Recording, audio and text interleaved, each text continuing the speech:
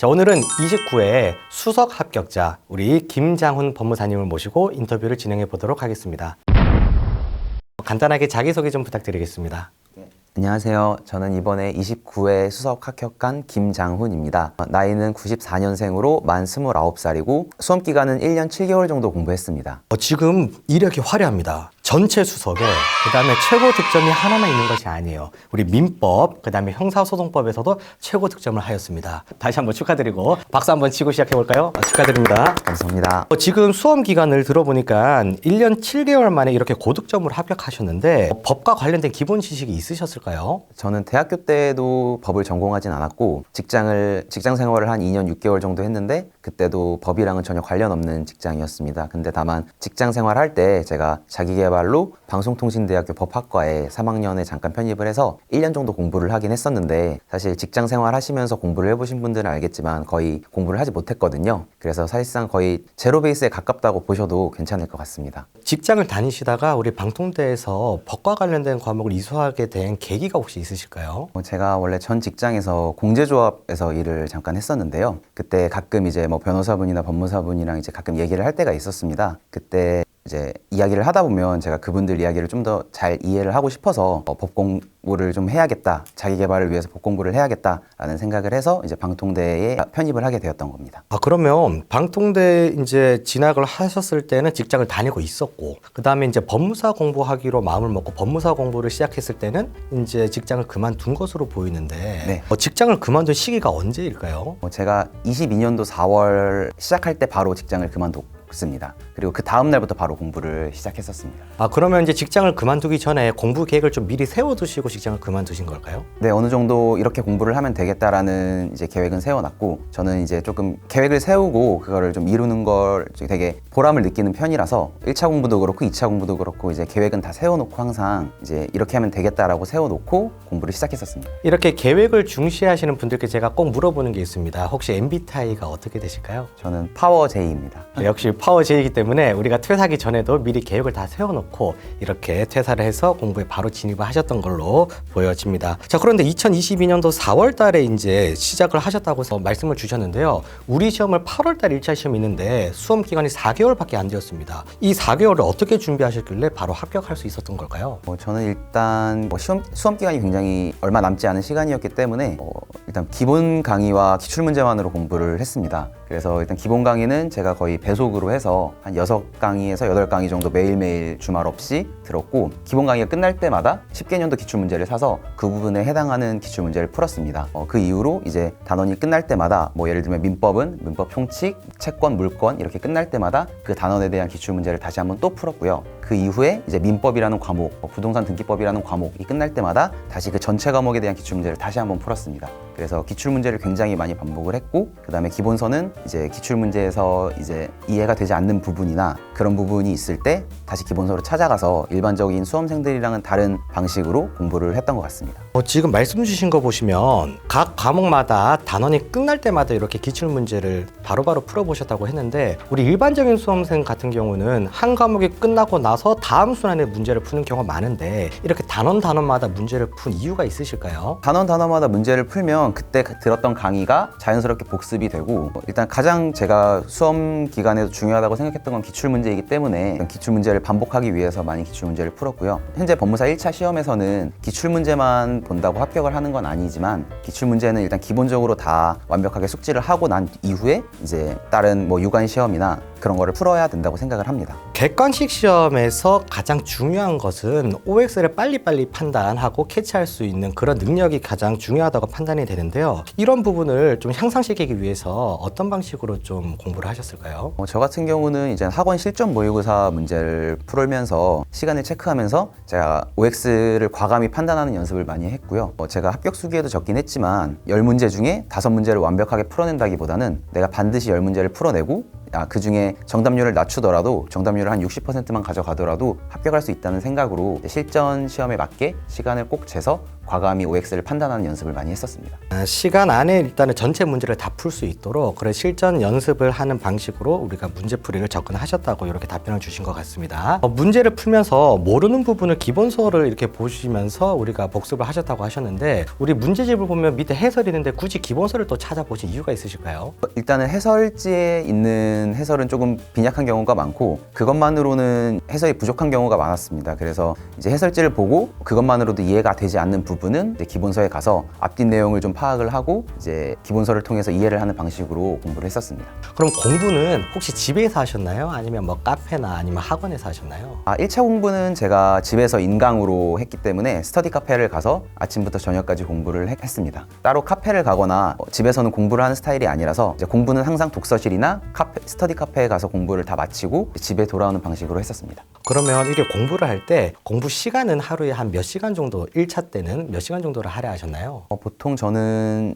사실 공부할 때는 잠을 충분히 자야 된다고 생각을 해서 막 3, 4시간 자고 공부하는 스타일은 아니었고 다만 한 9시 정도쯤 가서 10시에서 11시 정도까지는 하고 그때 대신 충실하고 잠은 충분히 한 7시간 정도는 충분히 잤던 것 같습니다. 지금 단기간이 그냥 단기간이 아니죠. 초단기간에 이렇게 1차를 합격하게 된 비결 한 가지만 뽑는다면 어떤 것이 있을까요? 가장 중요한 건 역시 시간 관리라고 생각을 합니다. 아까 처음에도 말씀드렸지만 OX를 빠르게 판단해야 되고 객관식은 결국 5개 중에 답이 반드시 있기 때문에 실전 모의고사를 꼭 응시하시고 이제 학원 모의고사도 있고 이제 여러 가지 자기가 스스로 10개년도 기출 문제집이 있기 때문에 그 부분을 꼭 프린트를 해서 꼭 풀어보시고 내가 시간 안에 반드시 풀어내겠다는 생각으로 실전 연습을 꼭 하시는 거를 좀 권해드리고 싶습니다. 그럼 이제 2차 시험과 관련해서 질문을 좀 드려보도록 하겠습니다. 전체 과목에서 수석 합격, 그 다음에 민법 형사소송법에서 최고 득점 합격을 하셨는데 이런 결과가 나올 거라는 것을 예상하셨을까요? 사실 합격 자체를 저는 예상을 하지 못했었기 때문에 합격했을 때도 되게 기분이 좋았거든요. 그리고 사실 저는 수석인지도 몰랐습니다. 그런데 같이 공부하셨던 형님분이 최고점이 제 점수라고 알려주셔가지고 수석인 걸 알게 돼서요. 사실 굉장히 운이 좋았다고 생각을 합니다. 공부도 물론 열심히 했지만 운이 많이 따라줘서 수석을 한 것 같아서 되게 감사하게 생각하고 있습니다. 법원 행정처에서 수석한테는 따로 전화하거나 그러진 않았나요? 최근에는 이제 개인정보 때문에 따로 알려주지는 않는다고는 합니다. 이 영상을 보시는 우리 행정처 분께서는 적어도 우리 수석한테는 또 전화 한 번 정도는 미리 해주면서 꽃다발 주는 것도 아주 괜찮은 것 같은데요. 한번 보고 계신다면 그렇게 좀 한번 계획을 세워보시면 좋겠습니다. 그러면 이 전체 과목에서 수석이라는 결과를 도출하기 위해서는 일정 과목만 잘 봐서는 안 될 것 같은데 합격 수기도 쓴 것처럼 과목 간의 밸런스 이런 것들을 어떤 식으로 우리가 구성을 해서 공부를 하셨을까요? 일단 과목마다 배점이 다르니까 그 배점에 따라서 공부를 하시는 건 이제 기본적으로 되셔야 하고 예를 들면 뭐 민법은 100점이기 때문에 그만큼의 노력을 기울이셔야 하고 물론 다른 과목이 중요하지 않는 건 아닙니다. 모든 뭐 배점이 아무리 낮은 과목이라도 30점짜리 과목이라도 반드시 공부를 하셔야 이제 꽈락이 없을 것 같고 그리고 제가 아마 합격 수기에도 쓴 것 같긴 한데 어느 과목에서 브리타가 나올지 모르는 거거든요. 그래서 아무리 내가 민법을 잘한다, 민사소송법을 잘한다 해도 그 부분에 대해서 가령 과거의 상속 문제라던가 이런 게 나오면 사실 수험생들은 다 똑같은 수준에서 시작을 하기 때문에 어떤 과목이든 소홀히 하지 않고 하는 게 정말 중요한 것 같았습니다. 이렇게 수석이라는 결과를 만들기 위해서는 그 기본기가 굉장히 중요할 것 같은데 우리 합격에서도 기본서 중심으로 공부하는 게 좋다라고 말씀을 주셨습니다. 혹시 이렇게 생각한 이유가 있으실까요? 일단 1차랑 2차는 아예 다른 시험이라고 저는 거의 생각을 하고 1차는 기출 문제가 어느 정도 반복되는 경향이 있다면 2차는 사실 기출 문제가 반복되는 경우는 거의 없습니다. 그래서 이제 2차에서는 새로운 문제를, 새로운 사례를 이제 풀어낼 수 있는 능력을 길러야 되는데 그 능력을 기르는 게 이제 기본서가 바탕이 되어야 된다고 생각을 합니다. 기본서에서는 일단 선생님들이 가장 중요하다고 생각하는 판례나 예규들을 실어놓기 때문이고요. 그리고 그 판례에 대한 이해는 이제 기본서를 통해서 많이 할 수밖에 없습니다. 예를 들면 뭐 이 판례가 왜 나왔는지를 생각을 하고 그 판례는 이제 보통 어떤 법 조항에 대한 이제 분쟁 과정에서 발생을 하기 때문이거든요.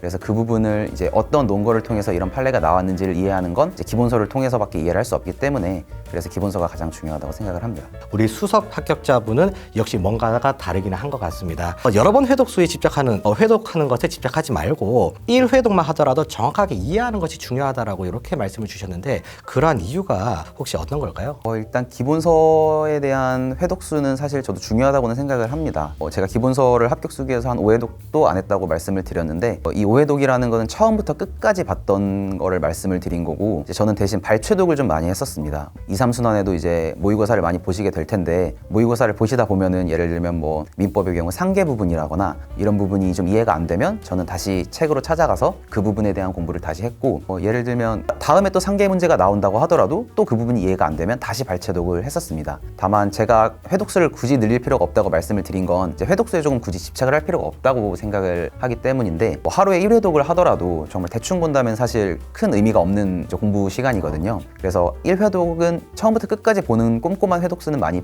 필요한데, 굳이 뭐 반드시 하루에 1회독씩 다 해버리겠다라는 생각보다는 발췌독을 늘리시다 보면은 그게 자연스럽게 회독수에 포함이 되는 거기 때문에 굳이 회독수를 내가 뭐 한 100회독씩 하고 들어가겠다 이렇게 생각할 필요는 없을 것 같습니다. 그 다음에 또 역시 또 특별한 게 있습니다. 우리가 보통 1순환, 2순환, 3순환으로 진행이 되는데요. 예비순환과 1순환에는 기본적인 내용을, 2순환과 3순환에는 모의고사를 진행합니다. 그래서 이제 보통 수험생들은 예비순환과 1순환에는 이해를 위주로 하고 2순환과 3순환에는 실전 문제풀이 연습을 한다라는 방식으로, 암기를 한다라는 방식으로 진행을 하는데, 또 다르게 1순환 때부터 이해와 암기를 동시에 이렇게 진행했다라고 이렇게 합격수기를 쓰셨습니다. 혹시 이렇게 한 이유가 있을까요? 일단 어찌 보면 저의 스타일이기도 하고 저의 공부 철칙이기도 한데, 이해와 암기는 사실 뗄래야 뗄 수 없는 관계라고 생각을 하고 있습니다. 이해가 없이 사실 암기를 거의 한다는 건 불가능에 가깝다고 생각을 하고, 그리고 암기를 어느 정도 해야 이제 이해가 되는 부분들이 있거든요. 그래서 예비순환 때는 보통 수험생분들이 이해를 위주로 하고 2, 3순환부터 암기를 하면 된다라고 생각하시는 분들이 꽤 있으신데, 사실 2, 3순환부터 암기를 하면 조금 늦는 감이 있다고 저는 생각을 합니다. 그래서 1순환 때부터 이해를 하시고 그에 대한 암기를 미리미리 해두셔야 2, 3순환 때 이제 모의고사를 매일매일 보면서도 지치지 않고 공부를 할 수 있고, 실제로 제가 이제 학원에서 저는 실강을 수강을 했는데, 실강생분들 얘기를 들어보면 2, 3순환 때 암기량이 너무 많아서 힘들다라는 얘기가 조금 있었거든요. 물론 이건 근데 제 개인적인 생각이라서 다르게 생각하시는 것도 이제 정답이긴 하지만, 일단 저는 제 공부 철칙이 그렇게 돼 있어서 저는 이해와 암기는 반드시 병행을 하는 것이 좋다고 생각을 합니다.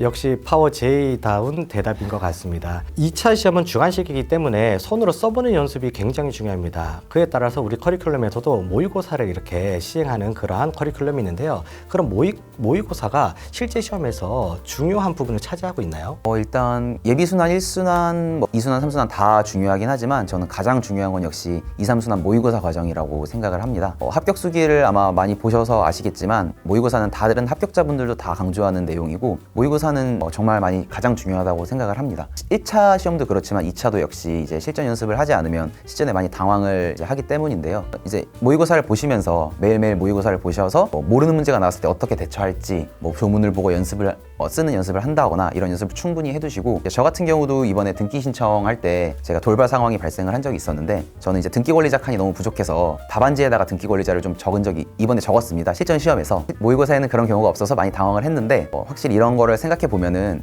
모의고사 때 다양한 상황을 대비해 보고 자기의 필속과 필압 이런 거를 많이 경험을 해보고 그러는 게 많이 중요한 것 같습니다. 모의고사를 보게 되면 항상 이제 최고 답안을 이렇게 이제 배부를 하는 걸로 제가 알고 있습니다. 그랬을 때 본인이 최고 답안이 된 경우가 혹시 있으실까요? 사실 저는 거의 최고 답안만 냈었긴 했는데, 모의고사 점수 자체는 전혀 중요하지 않다고 생각을 하고, 실제로 저희 같이 공부하셨던 분들도 이제 등수나 점수가 낮았던 분들도 거의 다 대부분 합격을 하셨기 때문에, 대신 그분들은 점수가 안 좋을지라도 항상 모의고사는 응시를 하셨습니다. 그래서 2순환, 3순환, 1순환부터 저는 개인적으로 반드시 모의고사를 보라고 권해드리고, 대신 꾸준히 모의고사만 본다면 사실 점수는 크게 중요치 않고 반드시 합격하실 수 있을 거라고 생각을 합니다. 이제 거의 마무리 단계가 되었네요. 30대, 지금 이제 30대신가요? 한국 나이로는 31살인데 아직 만으로는 29입니다. 좋습니다. 그럼 20대라고 하겠습니다. 그럼 합쳐서 20, 30대 우리 법무사를 도전하시는 수험생분들에게 해주고 싶은 말이 있다면 한 말씀 부탁드리겠습니다.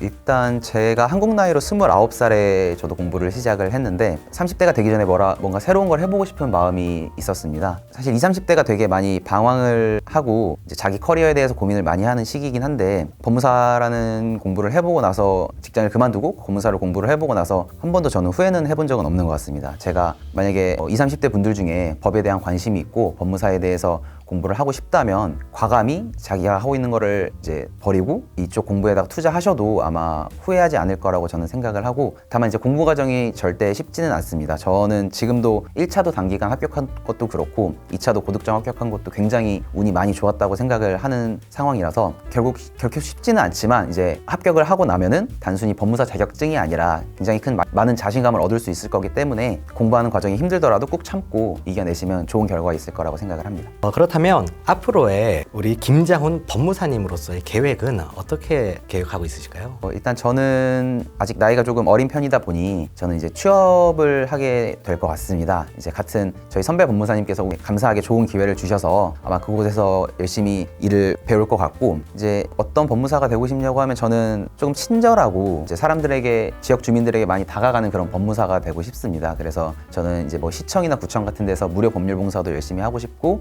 이제 그렇게 하면서 이제 그 지역에서 가장 친절한 법무사가 되고 싶다는 게 제 목표입니다. 아주 멋진 포부를 밝혀주셨습니다.